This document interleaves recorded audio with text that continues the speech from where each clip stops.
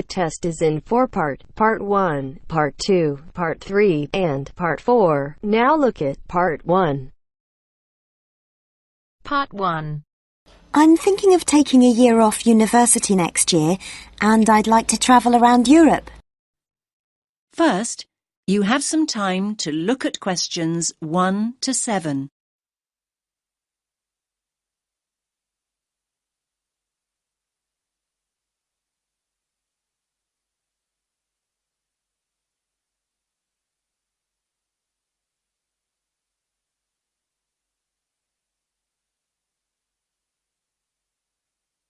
Listen carefully to the first part of the conversation and answer questions 1 to 7.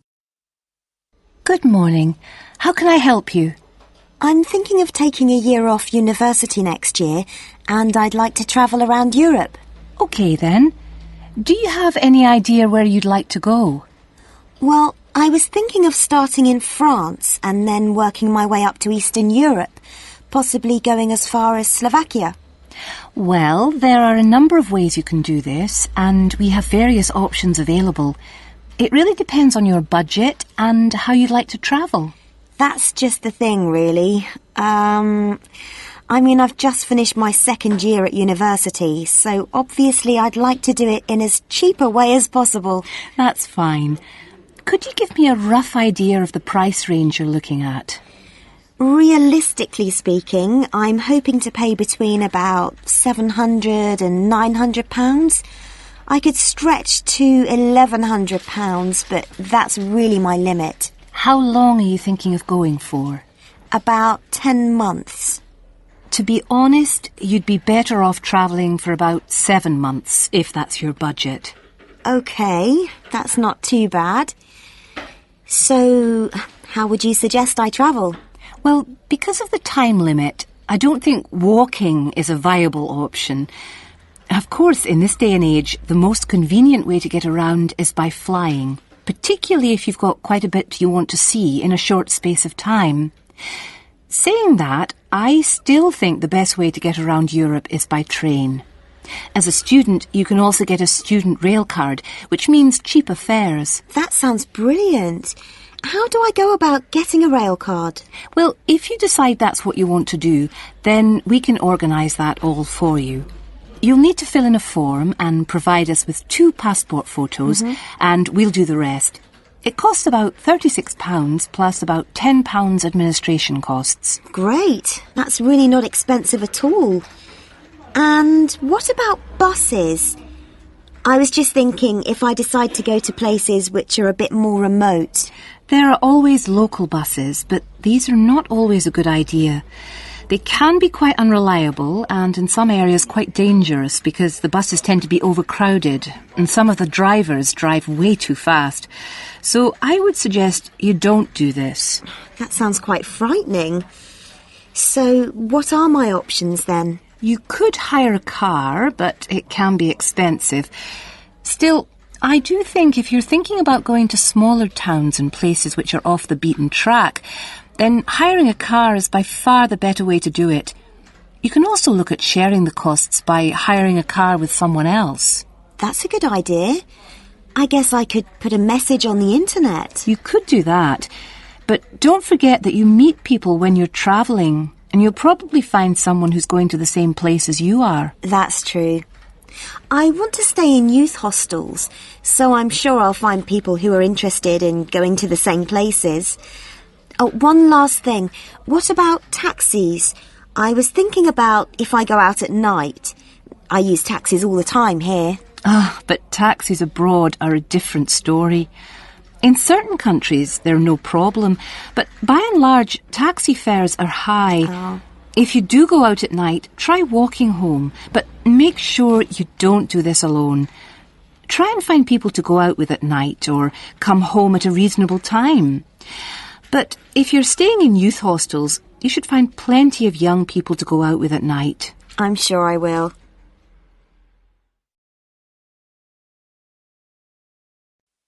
Now you have some time to look at questions 8 to 10.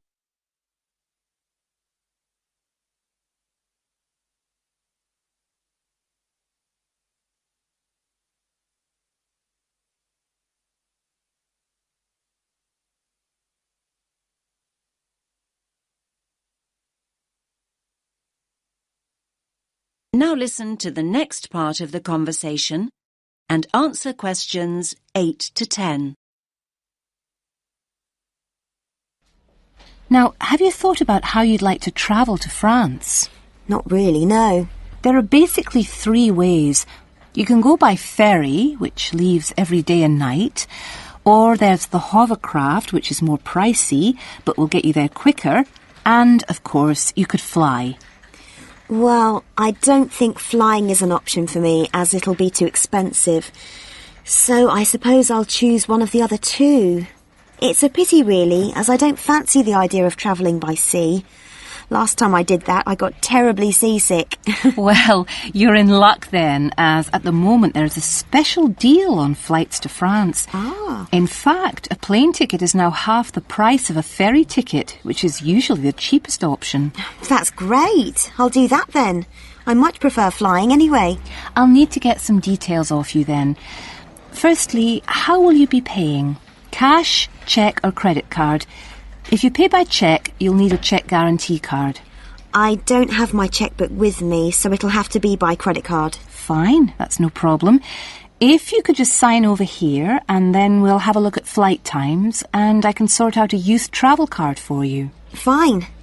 Oh, can I use your pen, please? No problem. Now, let's look at times. There is a flight leaving at 9 a.m. and one that leaves half an hour later. Or you can choose a later flight at 11:30. No, I think 11:30 is too late, so I think I'd prefer the flight that leaves after 9. I'm not very good at getting up in the morning. No problem. Just give me a moment. Right, that's booked for you. Please remember that if you want to change this, you must give 24 hours notice or you will lose your place.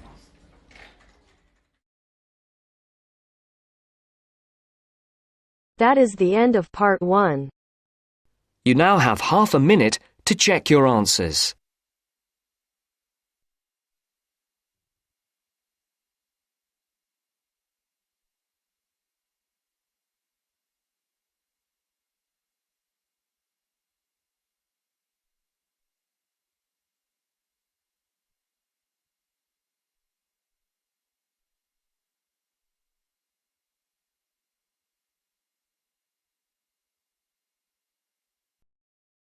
Now turns to part 2. Part 2. You will hear a conversation between a student and an accommodation officer.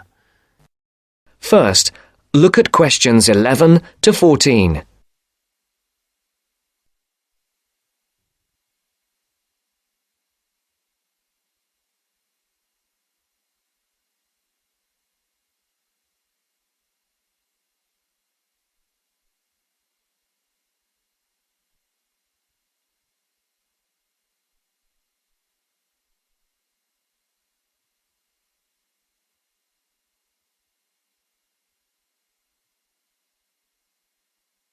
Listen carefully. Well, you have left things a bit late. Have you tried looking for somewhere in Newbridge? Newbridge? No, I haven't. I've never heard of Newbridge. Well, let me show you. I've got a map here. Here's where everything is. You come into Newbridge over the bridge, and the main road in front of you is, surprisingly enough, the High Street. This is one of the main streets. And branching off to the left, you can see there, is West Street. That is another busy part of town. I see. Now, as I was saying, here is the High Street, and here is West Street going left. Now, if you go along West Street, the first place you come to on your right is the supermarket. It's not a very big one, but it's got most things you're likely to need. Next to it, there's the Old Town Hall. I say the Old Town Hall because it is about 100 years old, but it will soon make way for a car park, I'm afraid. I suppose the car is king. Now, opposite the supermarket is the railway station. You can get very frequent buses and trains from here into the university. And next to that is the sports centre. It's a brand new one and was built on the site of some tennis courts. So that's progress. It's got everything the keen sportsman like yourself might require. Now, that's the centre of town, and I want to point out to you the buildings opposite the supermarket, but on the other side of London Road. There are two buildings there. The one further away from the High Street is called the Heights, and the one nearer the High Street is called the Towers. What are they? They are where you could find a flat. One of them, the Heights, has a number of flats for rent at the moment. Oh, good. Look at questions 15 to 20.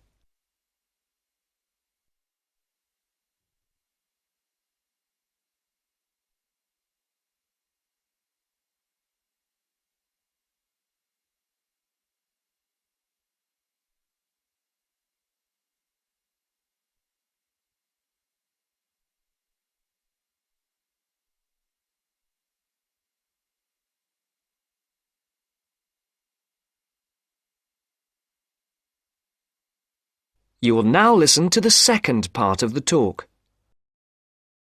Now, the first one is flat 4. That's a nice flat with a balcony, and you need to apply to the Newbridge Accommodation Agency to ask about that one. You'll find their number in the phone book.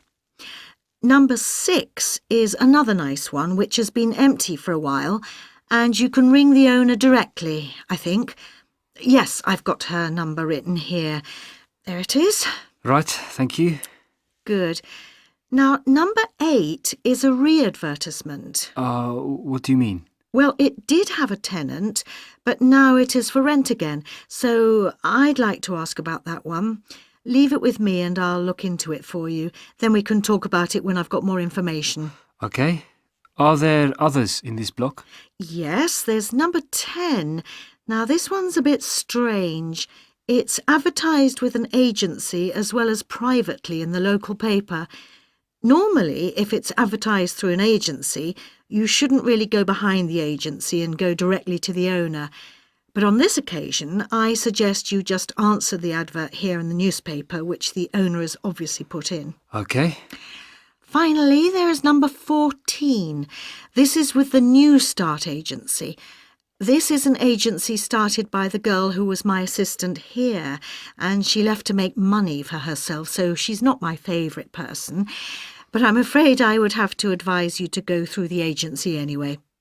Again, their number is in the phone book. All right, is that something for you to be starting with? That's great. But what kind of place is Newbridge? It's a nice place. It was developed about 100 years ago, really for people who worked in the factories around there. They were clothing factories and everyone worked in them, men, women, boys and girls. Then, when the factories closed down, things got very difficult for the town.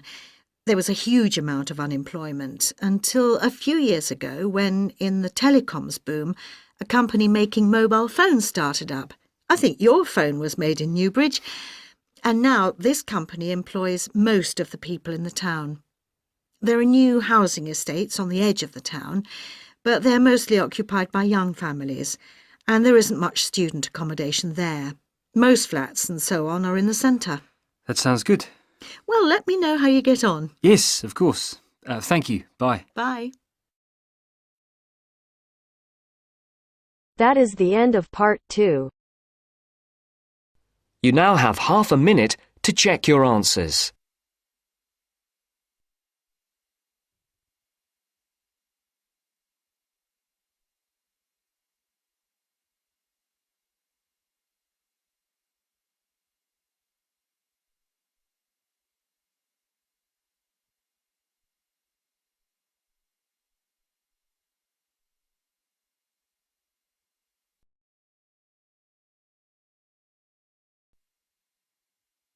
Now turns to part 3. Part 3. You will hear two students, Ramil and Kirsten, discussing presenting a paper at an architecture conference. You now have 30 seconds to read questions 21 to 28.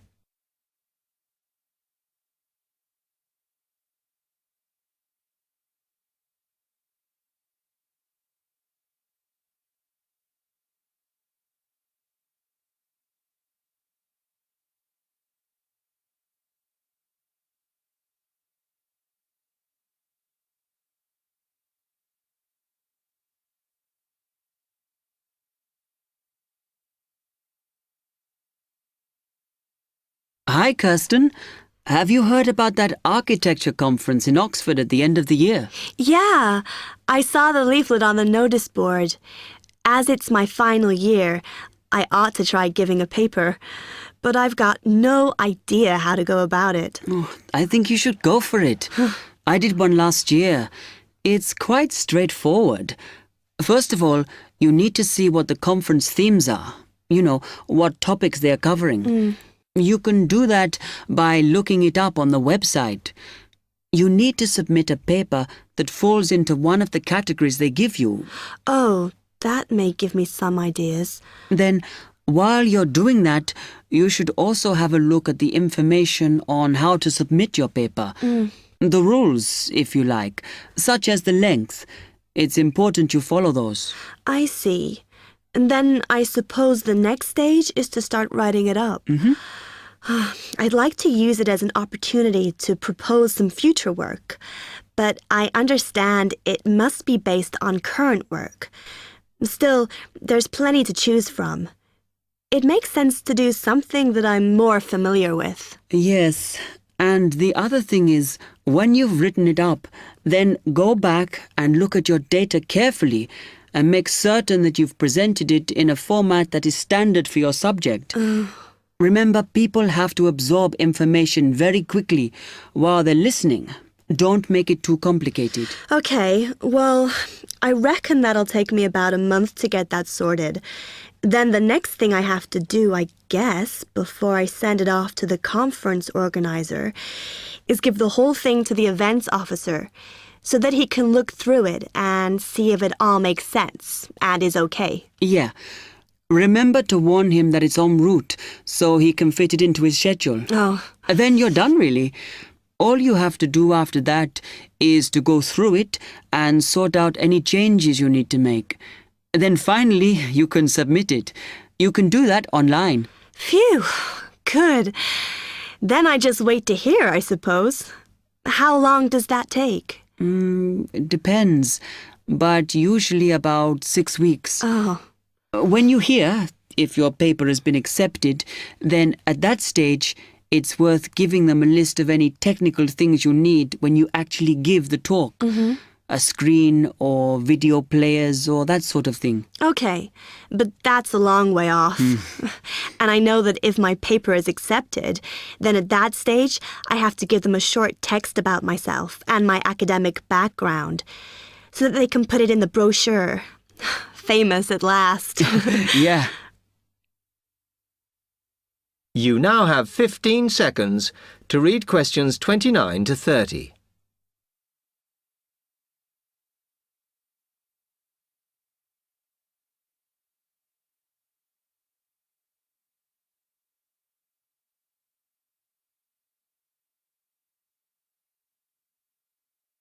Right, well, I've got to get a couple of things sorted if I'm going to get this paper completed. Have you got enough data? Possibly. I'd like to reinforce some of it, though, so I thought I'd send out some more questionnaires. I was looking at that thesis that Angela wrote last year, and she said you need a sample of over 100 to be sure of your results. I think some of this year's postgraduates are doing some of the same stuff as you on buildings. Why don't you talk to them? I'll end up getting confused. It would be more useful for me to actually go out to that site by the rail bridge to see how they're building the new factory. Oh. I managed to get hold of Professor Barnett at London University, and he said I should go out and take pictures. I'm pretty busy, but I'll have to make time. Anyway, what about you? What are your plans?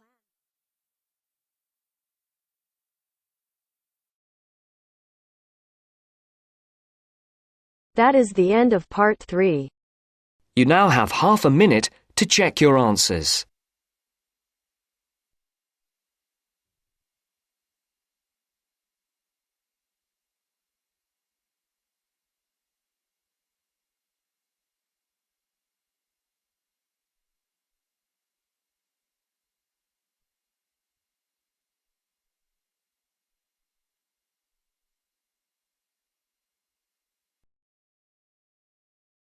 Now turns to part 4. Part 4. you'll hear a lecturer talking to students about sport in Ireland. First, you have some time to look at questions 31 to 33.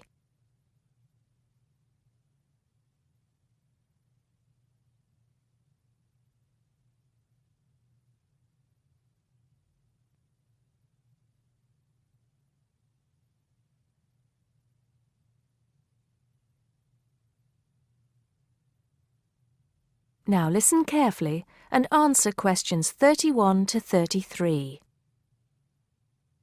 Now, today we're going to be finding out about the most popular sports in the Emerald Isle. That's Ireland, of course. Can you guess what they are? Well, there are these two lesser-played games, a form of rounders and Gaelic handball. But we'll start with one which is perhaps over 3,000 years old, arriving in Ireland with the Celts, some claim.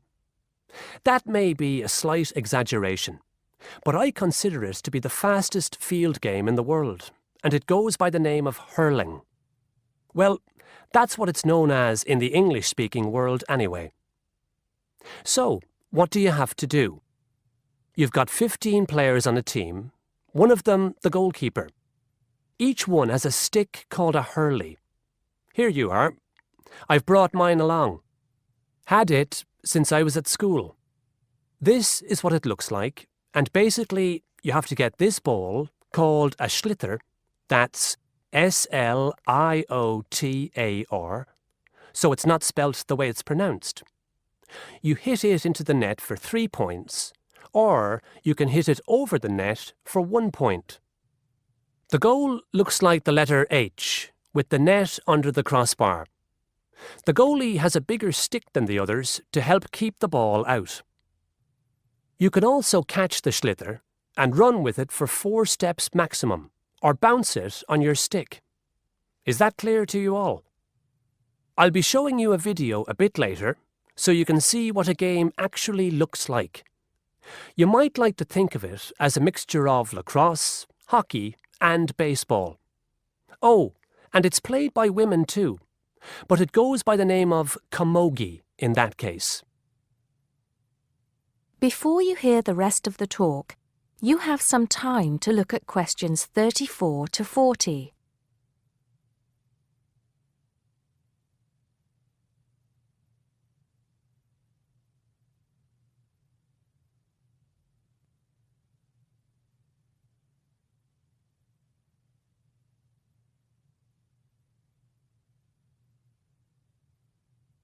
Now listen and answer questions 34 to 40.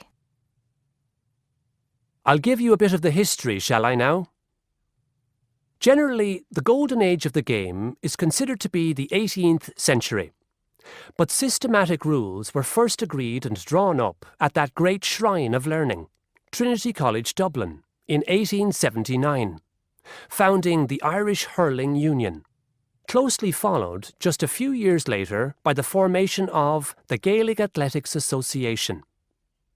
With greater organisation last century, the All-Ireland Hurling Championship got off to a flying start, and I'm proud to say that my own native city of Cork has won more than 20 titles over the years.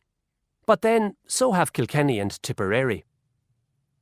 Is it only played in Ireland? No. Well, it is the only country with a national team at the moment, but you may be surprised to discover there are hurling clubs in London, as well as in America and Argentina, to name just a few. The other game I'd like to take a little time to introduce you to is Gaelic football, which is played on the same pitch as hurling with the same number of players, but there's no net. You just have to get the ball over your opponent's goalposts, and you can do that by kicking or punching the ball. However, you're not supposed to do that to the players, I might add. Imagine it as a combination of soccer and basketball. But in my opinion, it's a more exciting spectacle than either of those. Excuse my bias, if you will. It's also very popular with women. In fact, there are more women's teams than for any other sport. Whether despite or because of the physical contact involved, I wouldn't like to say. They do play a shorter game, 60 minutes, rather than the men's 70. So, let's have a look. If we can have the lights down, I'll see if I can get this technology to work. That is the end of part 4. You now have half a minute to check your answers.